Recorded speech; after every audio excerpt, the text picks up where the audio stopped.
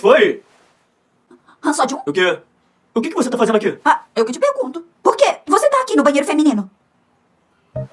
Hã? Ai! Eu só parei porque minha mãe disse pra eu parar. O próximo ônibus chegará. Aí, onde você vai? Olha o ônibus. Eu vou correr pra fazer um exercício. Por quê? A gente se vê. Como é que é? O que eu tô fazendo, hein? Sério? Olha você de modelo. Você tá numa sessão de fotos? Tô. Até mais. Ô, pessoal, olha só, nós somos só amigos, nada mais do que isso, entenderam? Evitem espalhar essas especulações. Isso é uma entrevista? Vai logo, concorda comigo, não vai esclarecer isso?